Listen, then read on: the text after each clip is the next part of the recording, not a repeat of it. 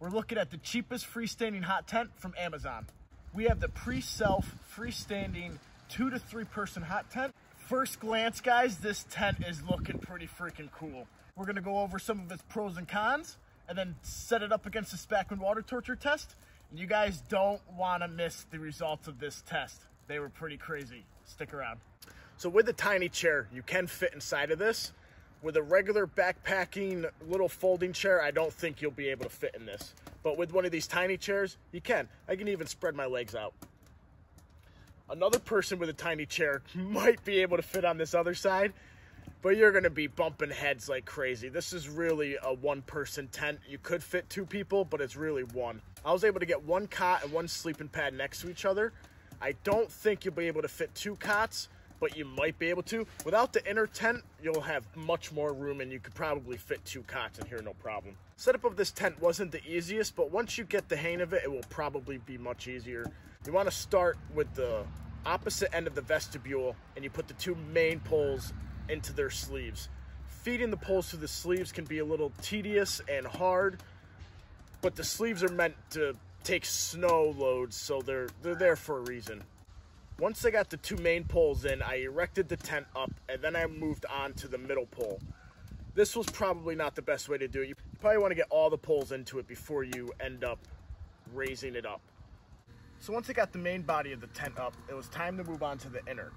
The inner was super easy to set up. It clips onto 4 corners at the bottom. And then throughout the tent, there are these circles and pegs that clip it up to the main body of the tent. And then it's set up, guys. The quality of this tent, guys, is pretty darn good. I can't find any loose threads anywhere. Found the problem.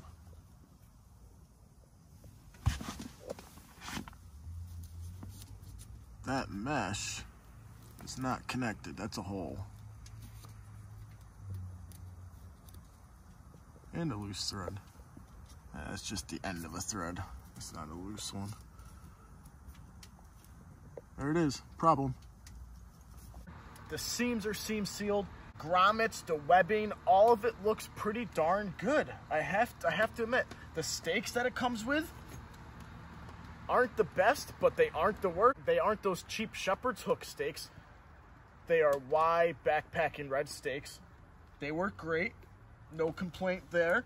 In the winter time, you might want to use something bigger. Maybe make stakes when you get there or invest in some bigger stakes. So now my only real complaint about this tent, because I really only have one. Then we'll see how it did with the water torture test.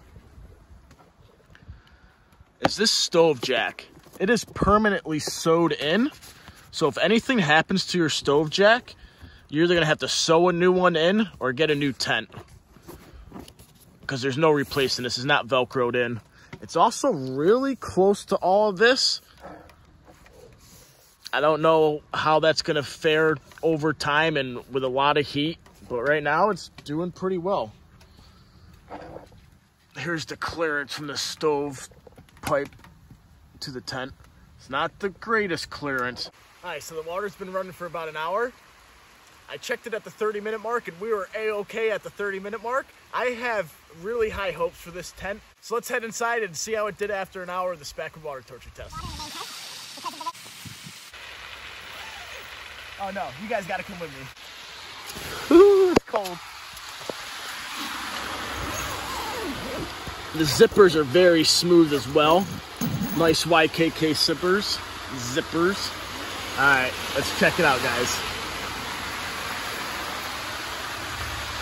Obviously that mud is from me, and that is moisture on the bottom, not inside the tent. All right, so right now I see nothing at all. Let's go inside now. I'm gonna get mud in here from my shoes, but that is from my shoes. There's nothing currently in here that I can clearly see. I did notice that pooling at the 30-minute mark doesn't seem to be affecting it as it runs off just fine. And I see no leaks at all, guys. This is solid. This is a solid tent. There's no zippers for up here for these vents, but you can reach around to open them up.